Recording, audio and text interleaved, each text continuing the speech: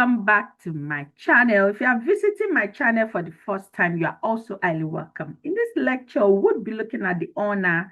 The ulna is one of the bones that are located in the forearm region. Using this image by the side, this is where we have the forearm carved out in dotted red. And in this region, we have the ulna that is already in white around the medial side, and on the lateral side, we have the radius. We say that these two bones are the bones that are seen in the forearm region. In this lecture, we'll be focusing on the ulna, and here we'll be highlighting the different features that you should know as students of anatomy.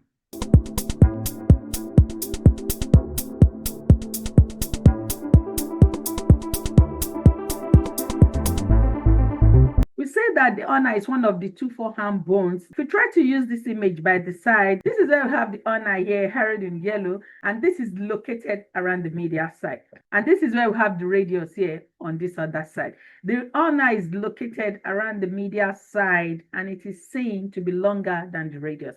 And this extension is created as a result of the olecranon process.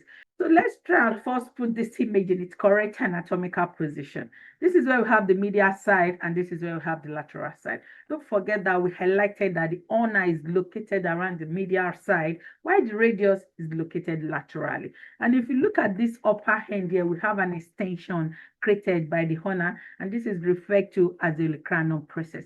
This olecranon process is an extension that is created around the proximal region of the ulna. And this process is seen to extend into the olecranon fossa of the humerus. Let's try and use this image of the humerus on this other side. And this region where this arrow is pointing is where we have the olecranon fossa, located around the posterior lower region of the humerus. We already highlighted this in details in our previous lecture on the humerus.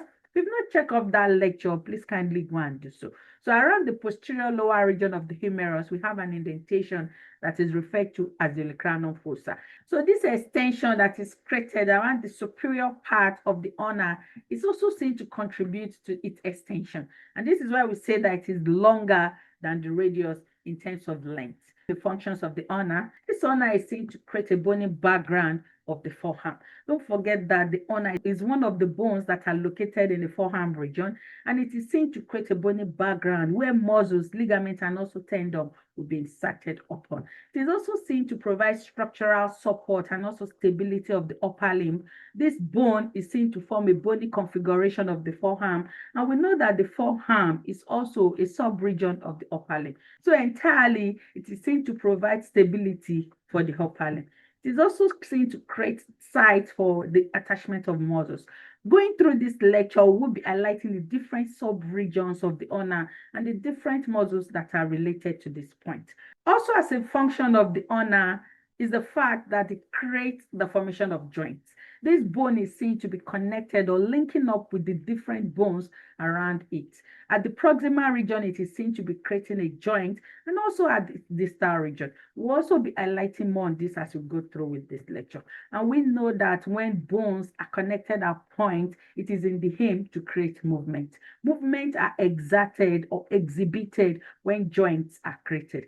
So the ulna is seen to create the formation of joints, which of course is needed for movement to occur. Now let's drive through the next slide where we'll be highlighting the different sub-regions. Before highlighting this, let's first classify this bone. This bone is classified as a long type of bone. And we know that for a bone to be classified as a long type of bone, it will be seen to have two ends. It will be seen to have a proximal end.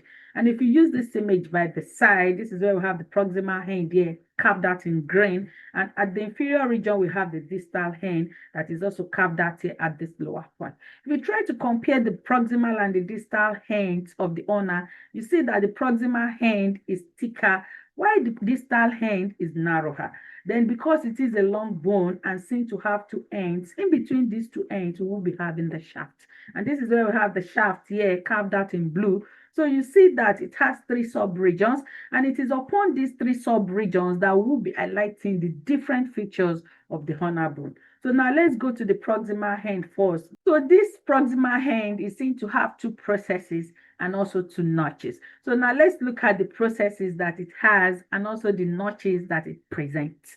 The processes are extensions of bone that are created around the proximal end of the ulna, while the notches are depressions that are created, and these depressions are so created to receive a structure. We'll be dwelling more on this as we go through with this slide. Now let's go to the processes. The first process here is the olecranon process.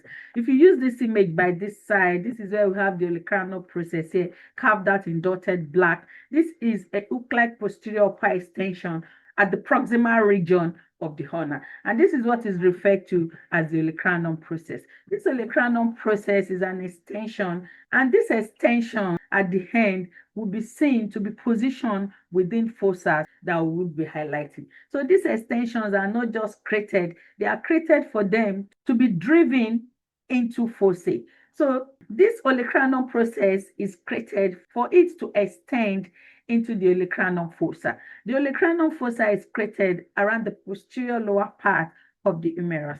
Let's try and use this image to highlight this. This is where we have the anterior surface of the lower part of the humerus, and this is where we have the posterior surface of the lower part of the humerus. This structure that is harrowed here in green is the trochlea of the humerus. Don't forget, in our lecture on the humerus, we highlighted that the trochlea is seen as a pulling structure that extends from the anterior part to the posterior region. So you have the trochlea here harrowed in green, and above the trochlea, you then have a depression around the posterior surface of the humerus that is referred to as the olecranon fossa. This olecranon fossa is what receives the olecranon process at full extension. So when the upper arm or the upper limb is fully extended, this olecranon process will be extending into the olecranon fossa around the posterior lower surface of the humerus. We described this in detail in our previous lecture on the humerus. You can go and check that lecture up to keep yourself updated. Now let's drive through the different surfaces of the olecranon process.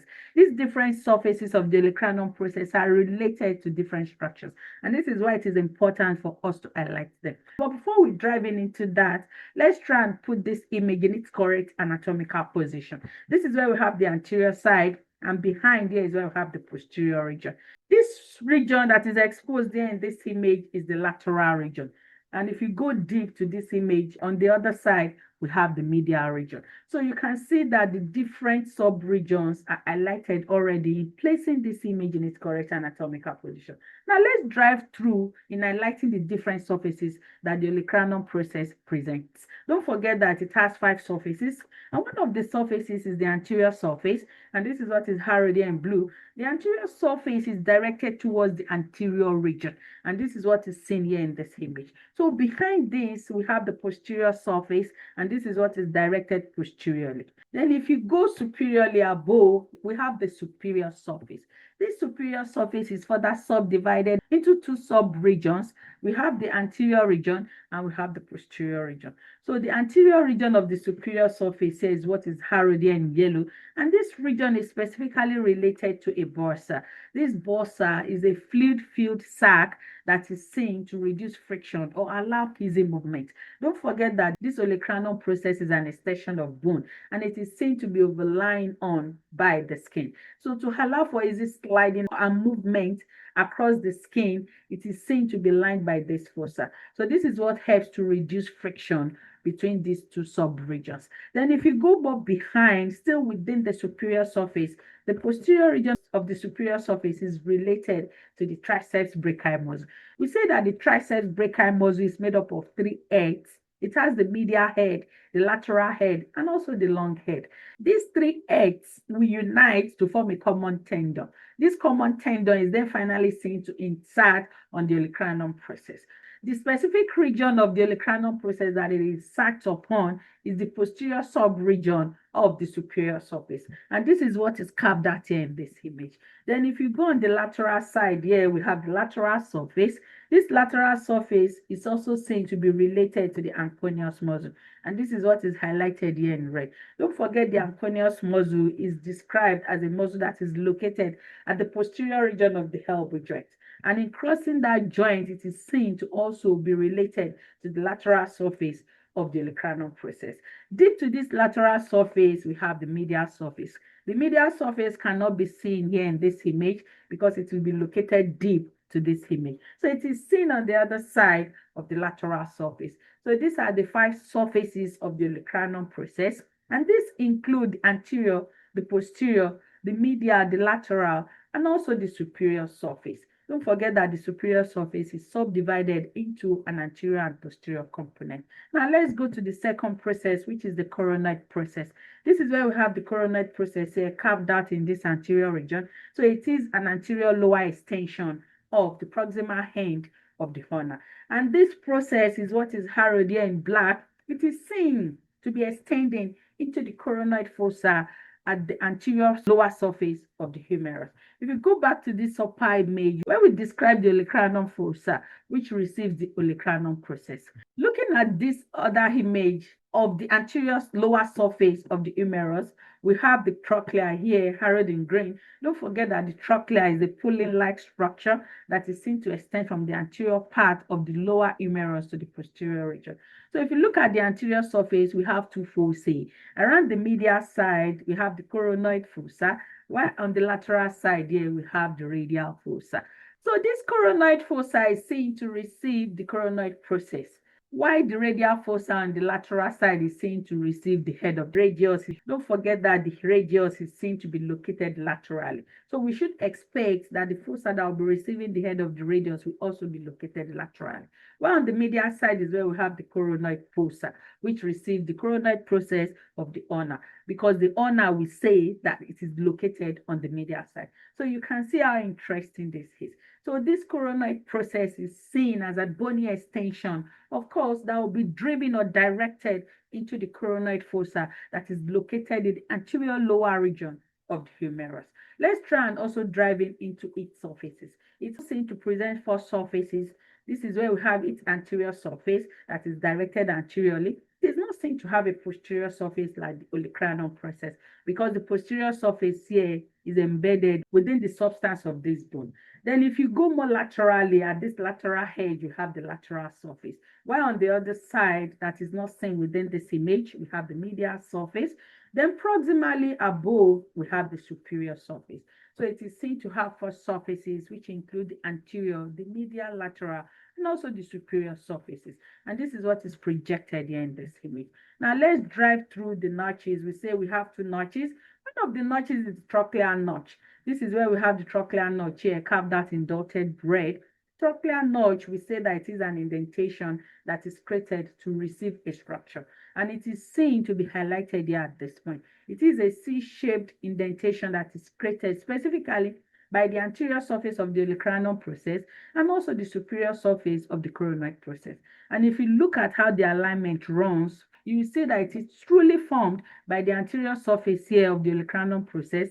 We've already highlighted the anterior surface of the olecranon process previously, with contribution by the superior surface of the coronoid process, which we have also previously highlighted. So you can see that this indentation is curved, is deepened, and this impression is created to receive a structure. And the structure that this indentation receives is the trochlea of the humerus. If we go back to this upper image, we already described the trochlea of the humerus that is highlighted or arrowed here in green. We say that this trochlea is a pulling-like structure that, of course, will be inserted or connected with the trochlear notch. So this is where we have the notch here created around the proximal end of the ulna. We also have a second notch that is referred to as the radial notch. If you go to the lateral region or lateral side of the trochlear notch, we have also another indentation that is smaller, and this is what is carved out here in dotted yellow. This is referred to as the radial notch. This radial notch is seen to receive the head of the radius. Don't forget that the radius is located laterally, and this is the lateral side. So we should expect that the head of the radius will be connected to this radial notch. And this is where we have the creation of the proximal radioulnar joint. We'll also be highlighting more on this as we go through this lecture. So you see that we have 2 processes, which of course are bony extensions, and we also also have two notches, which of course are depressions that are created. And we've tried to highlight these two structures and also further explain the structures that are related to them. Now let's go to the next slide where we'll be highlighting more on the features that are seen on the proximal end of the ulna. Another structure that is seen around the proximal end of the ulna is the ulnar tuberosity. The ulnar tuberosity can also be referred to as the tuberosity of the ulna, and it is the anterior rough region that is seen distal to the coronoid process. If we try to use this image by the side, this is where we have the coronoid process. We already described this process in our previous slide, and at this upper end here, we have the olecranon process. So if you go to the anterior region, we have a rough region that is referred to as the tuberosity of the ulna. This may not be seen clearly in this image. So now let's use this lower image to further illustrate the ulnar tuberosity. This is where we have the medial side and this is where we have the lateral side. By now, we should know that the ulna is located medially, while the radius is located on the lateral side. So if you go to the proximal region of the ulna, we already described the coronoid process. This coronoid process is what is harrowed here in dotted yellow. So if you go to the inferior region of the coronoid process that is harrowed here in white, we have a rough region that is referred to as the tuberosity of the ulna. This tuberosity of the ulna is a rough region that creates the insertion site for the brachialis muscle. If you go back to our lecture on the muscles of the arm, in that lecture, we described that in the anterior compartment of the arm, we have three muscles. We have two muscles that are deeply embedded, and we have one that is superficially placed. The one that is superficially placed is the biceps brachii muscle, while the two that are deeply embedded, the coracobrachialis and also the brachialis muscle. The coracobrachialis is positioned more proximally, while the brachialis is positioned more distally. So the brachialis muscle is seen to be inserted on the ulnar tuberosity, and this is what is harrowed at this point. So in case we are asked during examination that the muscle that is related to the tuberosity of the ulna, we should know that it is the brachialis muscle. Another feature that we should highlight in the proximal end of the ulna is the sublime tubercle. The sublime tubercle is a medial prominence that is seen around the coronoid process. Don't forget that this is where we have the coronoid process here, harrowed in dotted yellow. And this is where we have the medial side. On this other side is where we have the lateral side. So around the medial side, we have a prominence of bone that is referred to as the sublime tubercle. This sublime tubercle creates the insertion site for the anterior band of the medial ulnar collateral ligament. Don't forget that the medial ulnar collateral ligament is a triangular shaped ligament that has the anterior band, the posterior band, and also the transverse band. And this is what creates this triangular impression. So it is specifically the anterior band of the medial ulnar collateral ligament that is connected to the sublime tubercle. It is also important that we highlight this in case we're asked during examination. Then the next feature that we would be highlighting is the supinator fossa. The supinator fossa is an indentation that is created around the proximal region of the ulna, and it is specifically seen below the radial notch. If you try to use this image by the side, don't forget this is where we have our radial notch here, highlighted in dotted yellow. We say this radial notch will receive the head of the radius. And if you go more inferior to this region, we have an indentation that is referred to as a supinator fossa. This supinator fossa receives the supinator muscle. So it is related to the supinator muscle. And this is what is carved out here at this point. So it is important that we also highlight this feature in case we're asked during our practical examination.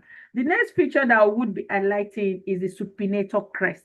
The supinator crest is the posterior end here of the supinator fossa, and this is what is highlighted here in dotted blue. There is an edge or an elevation that is created around the posterior limit of the supinator fossa, and this is what is harrowed here at this point. This specifically creates the insertion site for the lateral ulnar collateral ligament. Don't forget that the lateral ulnar collateral ligament is seen to extend from the lateral epicondyle at the superior region, and finally is seen to have its insertion site on the supinator crest.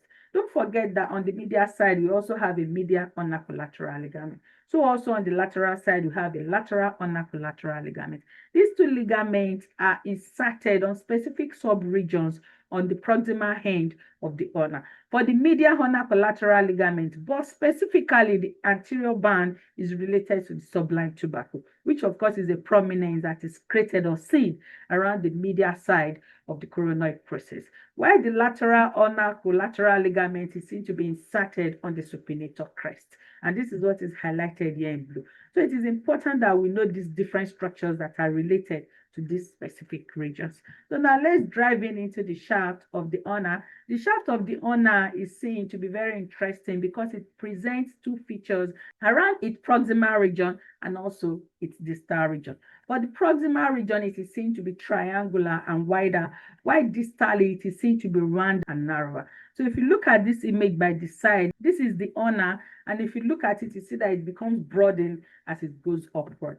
So now let's try and highlight the features also of the shaft. The shaft is seen to have three borders, and because it has three borders, we should expect for it to have three surfaces. We will be dwelling on this as we go through with this slide. So for the three borders, we have the anterior border. If you use this image by the side, don't forget that this is where we have the ulnar tuberosity. We already described this in our previous slide. This is where we have the coronoid process up here, and at the inferior part below it, we have a rough region that is referred to as the ulnar tuberosity. So from the ulnar tuberosity, we have an alignment downwards, and this is where we have the creation of the anterior border of the ulna. This alignment is seen to descend anteromedially. So this is where we have the anterior border, and posteriorly behind, that is harrowed in green, is where we have the posterior border. If you try to use this image by the side in explaining more on the posterior border, this image by the side, this is where we have the posterior border here, harrowed in green,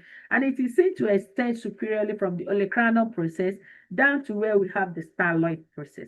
The styloid process, we know that is an emergence posterior-medially. So you see it extending posteriorly along these two sub-regions.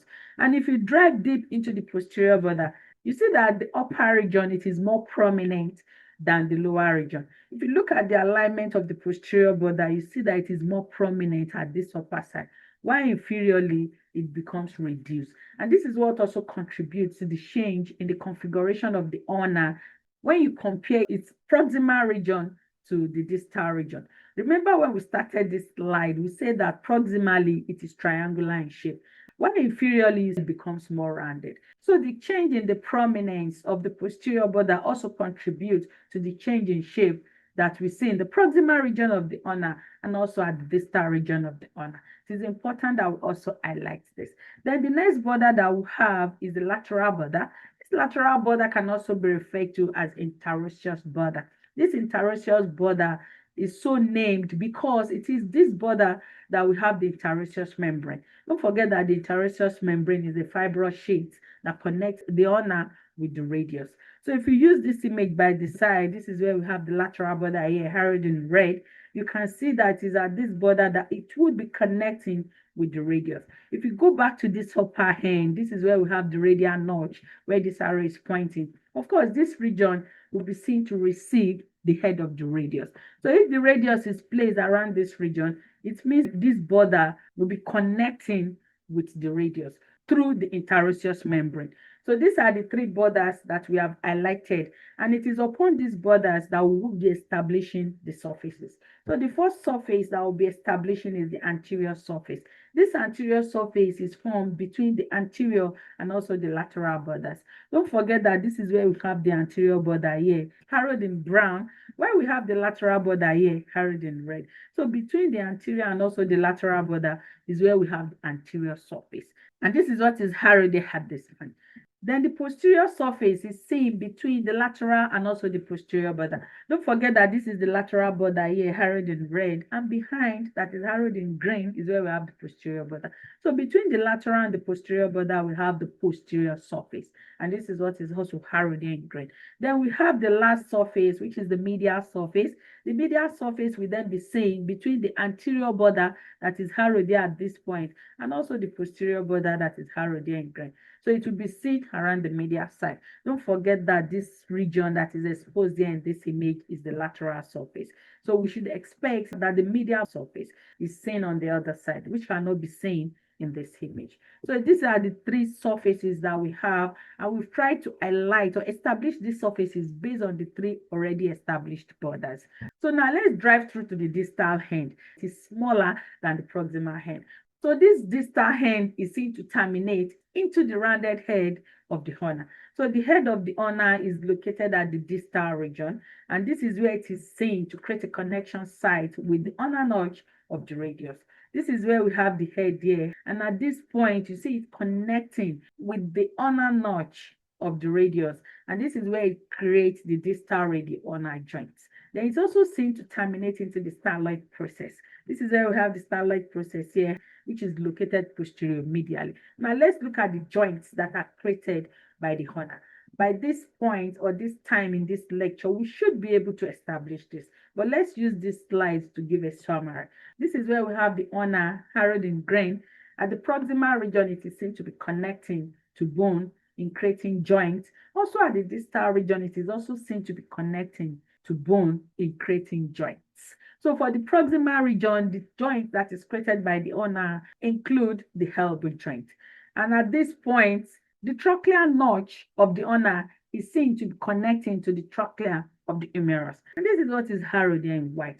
The ulna is also seen to be connecting to the radius on this lateral side, where it is creating the proximal radii-ulnar joint. So you see that the proximal region, it is connected to the humerus and also the radius. While the distal region, at this point that is harrowed here in purple, it is seen to be connected to the radius. And this is where it also creates the distal radii-ulnar joint. And it is also seen to create an indirect connection with the carpals. The carpals are the bony configuration of the wrist. So it creates an indirect connection at this point. So these are the joints that are created by the ulna. Now let's go to clinical anatomy. And here I'll be describing fracture. The fracture of the ulna is seen mostly around the shaft, and this is understandable. The olecranum may also be prone to fracture when there is a strong impact on a flexed elbow. Don't forget that a flexed elbow already has the olecranum process displaced from the olecranum fossa, and at this point it is prone to fracture. Thanks for watching this video. Let's continue to stay glued to this channel.